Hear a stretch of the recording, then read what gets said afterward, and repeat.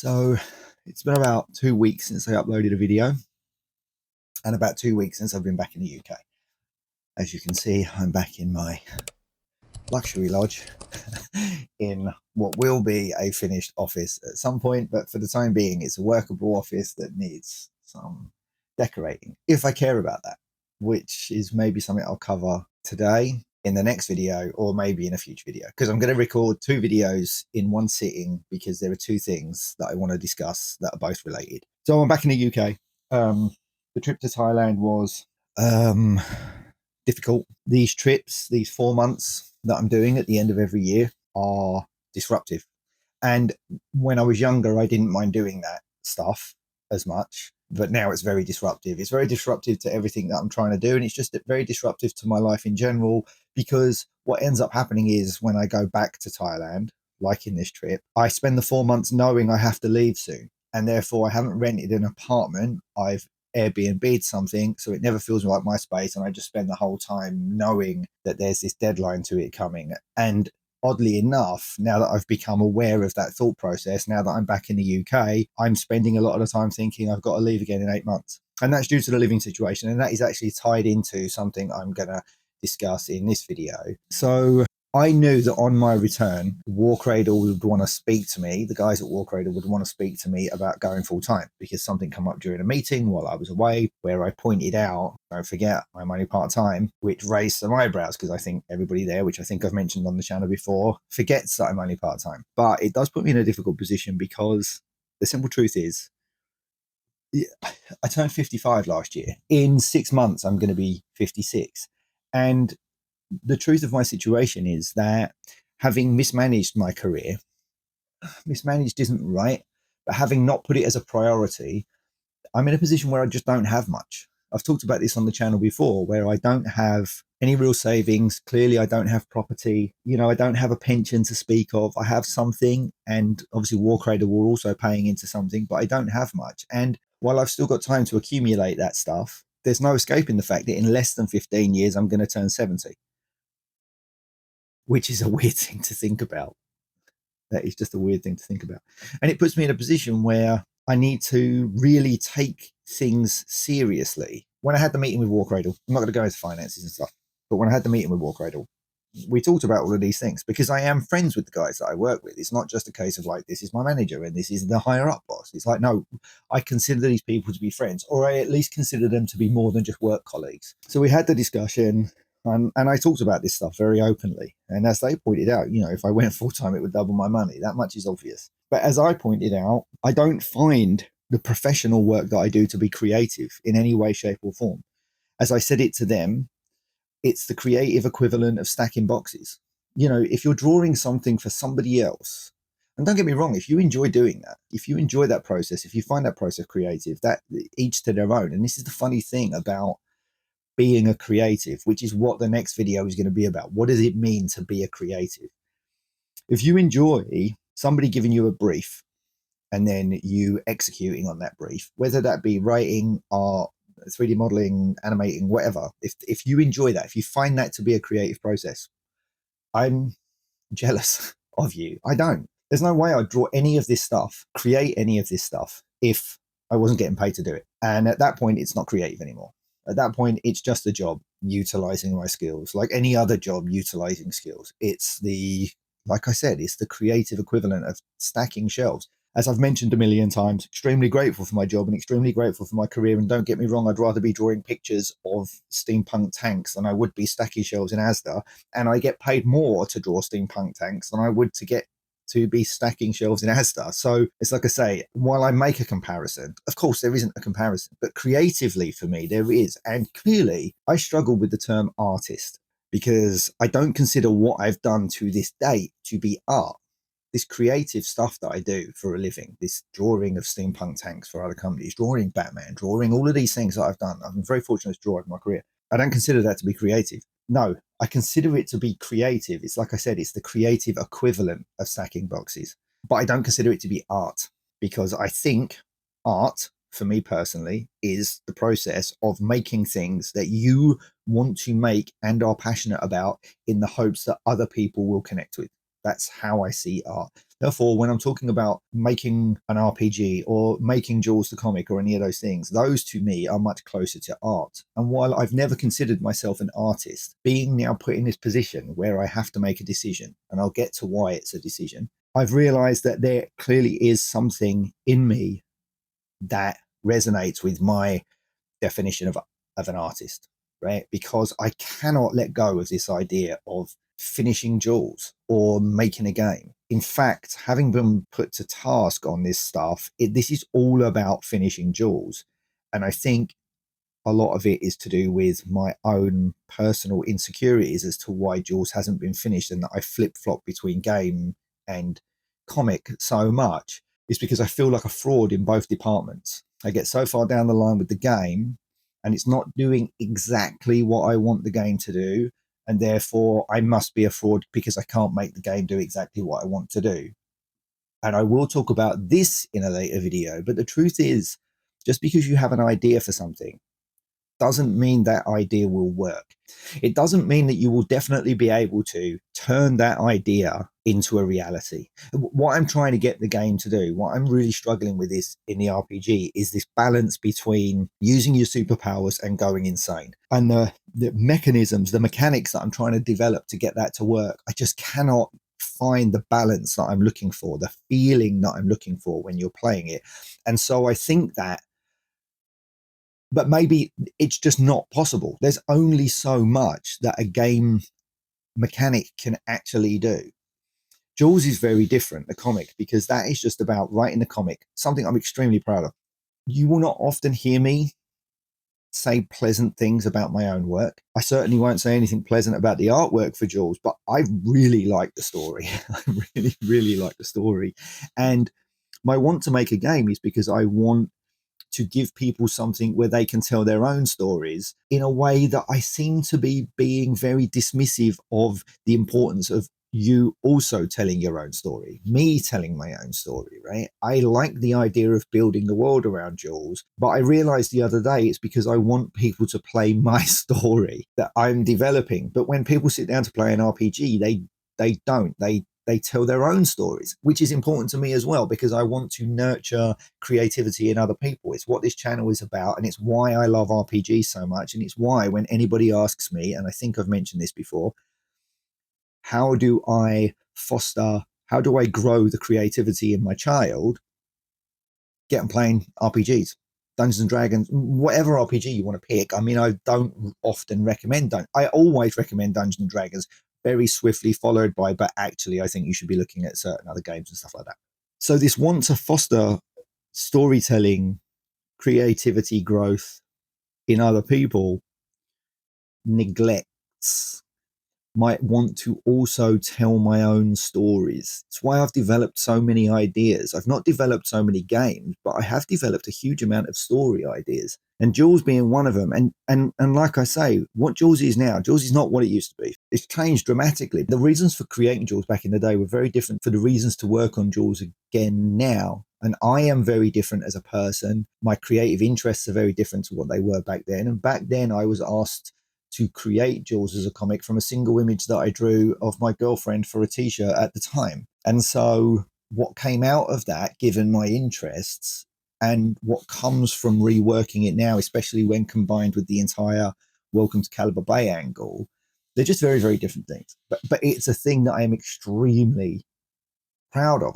I do like the story. Now, the point of this video is the decision. If I go full time at War Cradle, I'm just not going to do that stuff.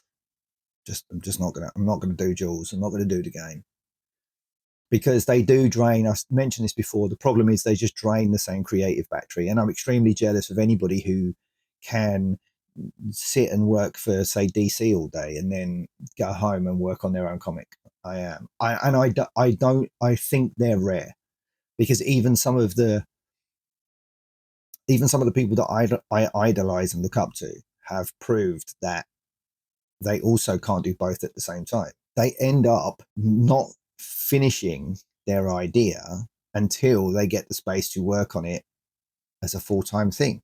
Some people do. Like I said, I'm very jealous of those people that can do it. But being in the industry, knowing a lot of people over the years, I would say the majority of people I have ever met who work in a creative industry and want to release their own project are not able to release their own project until they free themselves up enough full-time space to do that, or at least part-time space like I have. And so going full-time at War Cradle means giving up on this. But there's another reality to this as well. Like I was just saying about the game mechanic, right? I'm trying to figure out this balance for superpower versus insanity. The more you use your powers, the more insane it can drive you. Just because you want to do that doesn't mean you can. And just because I want to finish Jules or want to finish a game, I would say that the 20 years since the original release of Jules, probably longer at this point, and the amount of times I'm said I'm going to finish it, and the amount of work I've done on it, and it's still not released, evidence would say, just not that guy. Doesn't matter how much I want to do it. I'm just not that guy for whatever reason. I don't know what the reasons are. And I think until I know what the reasons are, I'm never going to be able to finish it.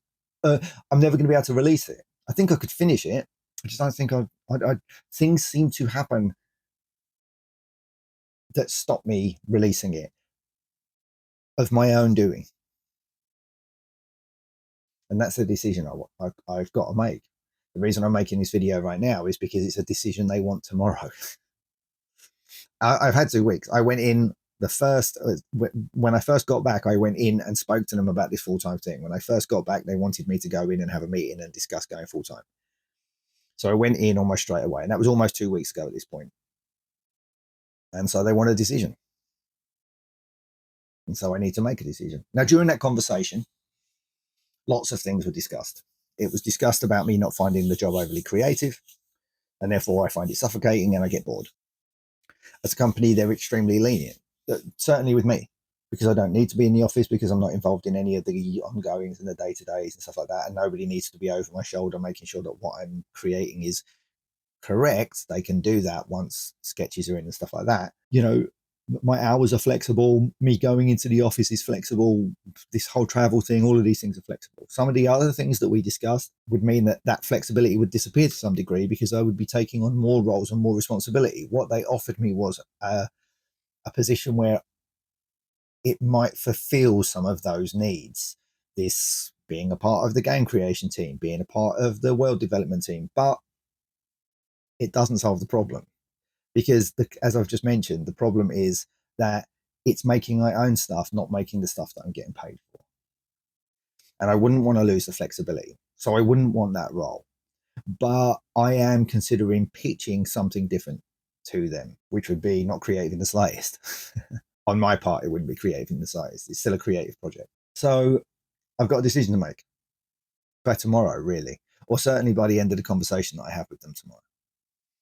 And I need to know what it is that I'm going to say tomorrow, because even if I'm not saying one way or the other what I'm going to do, I certainly need to understand where I sit and what I am willing to do. So right now, there's no resolution to this video. Right now, this is just me voicing a point in time and talking about it on camera in the hopes that it would help me find some clarity, but in all reality, it's not. But the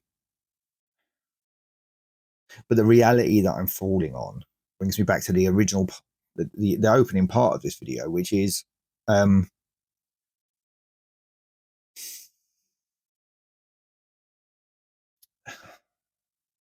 not in a position where I can carry on doing this. I'm not in a position where I can just carry on being like, yeah, I'm going to release my own thing, because I'm not financially in a position where I can afford to continue working part-time and hope to build any kind of security for the future.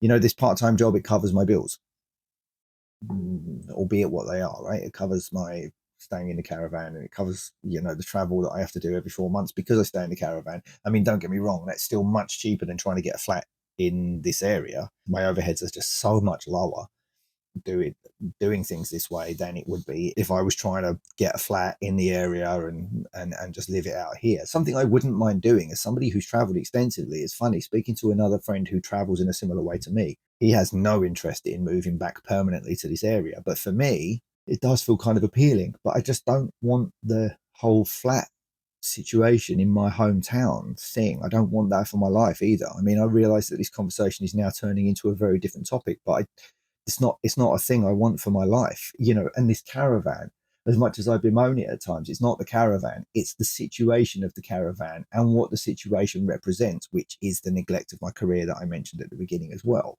If I could have this caravan on my own piece of land with a couple of goats and a few pygmy chickens, I'd be very happy. I'd be more happy with that living situation than I would be. I'm more happy with this situation than I would be getting a flat in my local area. Okay, I've been talking for 20 minutes. It will edit down to be shorter, but I don't know what I'm going to be doing. The next time I record a video, more will have happened and I would have had to have made a decision.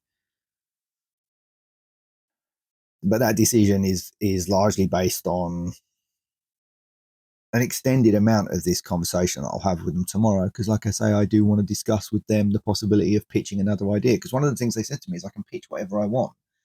You know, if I want to pitch a new game idea to them, I can pitch a new game idea to them.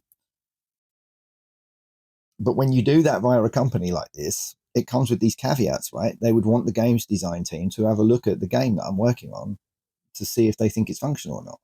I don't want to do that. I don't want to do that because it's not that I don't want input. It's not that I don't want input, but if that input means you have to make changes to a thing because somebody doesn't like the way a thing works, I don't want to do that. I don't want input on Jules, the story. I just don't. If somebody points out a flaw where it's like, here is a plot hole, absolutely I want that. But if someone just doesn't like the way the story goes and so they think you should do this, or if it doesn't fit with the company that you're pitching it to, so they want you to make these changes, absolutely not. Back when Jaws had the potential of being made into a film, which it did back in the day, you know, it was looking like Jaws was going to get made into a film. And one of the discussions that was had was all these changes they wanted to make. And the point that I made at that time was, you can look at this two ways. You can pay me enough money that you can do what you want. You want to turn Jules into a 80-year-old Chinese man? Fine, just pay enough to do that. But if you're not willing to pay any money, if you're trying to get this completely free, which is what was going on, then you'll make it exactly the way that I've written it. Now, back in the day, it's funny because Jules was terribly written, but it was my point, and that point still stands true today. Even on this creative side, I'm going to talk about this more in the next video, but I might as well add it in here for people that are watching it that don't watch the next one. On this creative side, I am a commercial creative. I make things that I want people to read. And if I make things that I want people to read, what I'm talking about is I make things that make money. Not because I want to be rich and famous or any of those things, but we all need to make a living, and I want to make a living creatively. Right, in this creative fashion, which is looking like I can't do, but that's beside the point. So when they were looking at Jules for a movie, and I know that if I sold out on Jules, let's say I just took money and they turned Jules into a 90-year-old Chinese man, I can make other ideas. I don't doubt Jules isn't the only thing I can ever do. And even if they did that under the deal that I would make, I would still continue making Jules as the comic it was. My point to them was, and always stands, when someone picks up a property, any property, I don't know, Resident Evil, whatever, I don't understand why people buy up these IPs to get the name. And then, because if you like the IP so much, why are you changing it so much? Even if you're trying to get a new audience, it doesn't make any sense to me. And so my point was, just make your own girl superhero movie. You don't need Jules. I don't understand what it is that you want from Jules. So if you don't want to pay anything, then make what I wrote. And if you don't mind paying, or if you're willing to pay, then you can make whatever you want. Jules didn't fall through because of that, by the way. Jules fell through because just because somebody offers to make your thing into a film doesn't mean it's going to happen in the slightest. And that's true these days. It was even more true back then, but it's still true these days. It's at least been 25 minutes of me filming. I wanted to waffle on camera about this decision because I thought it might help me find clarity, but it hasn't. But it does highlight the same point, which is I just don't know if I'm that guy. I don't know if I'm the guy that can finish these things. You know, finishing back in the day when I didn't finish Jaws, that had nothing to do with what's going on here. That was company politics, and then obviously the company went the way it did. The reason I didn't finish Jaws back in the day had absolutely nothing to do with creative doubts or anything I've got going on now. It was to do with, as I say, more company politics and company direction, which meant I just didn't end up doing Jaws because I was doing so much other stuff. And that would be the same right now if I take this job. Just wouldn't get Jaws done because I'd be doing so much other stuff, whether that be just drawing tanks for them or this stuff that I'm going to pitch to them or potentially pitch to them. I'm going to ask them if they're interested. And if they are interested, that could be potentially big news. But it still means I won't be finishing Jaws if I go that route, or the game, or any of these other things. So I don't know what that would mean. In fact, I think that would be a huge benefit to the channel.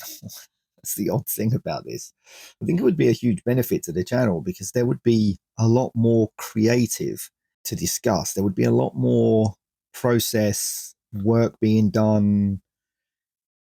Yeah. Anyway, I'm going to wrap this one up here. Again, as always, if you've made it to the end, it's a miracle to listen to me waffle. I've had some really nice comments recently, and I do appreciate the people that are commenting. It's extremely encouraging. One of the comments asked me if I thought that they should make videos. 100%. It doesn't matter if you're only getting a tiny handful of people watching, like I am. I get a very small percentage of people watching. No, I get a very small amount of people watching, full stop, not just percentage, just people watching, full stop. But for that, I do get a handful of comments, and those comments are extremely encouraging and very helpful. And I really do appreciate it. You know, this isn't a, hey, leave a comment below. I've got nothing that I need anybody to leave a comment for.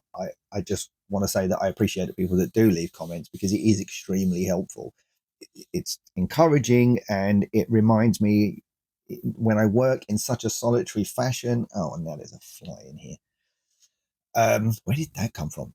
Anyway, because I've always worked in a solitary fashion, I think having some kind of input, some kind of feedback is very, very important.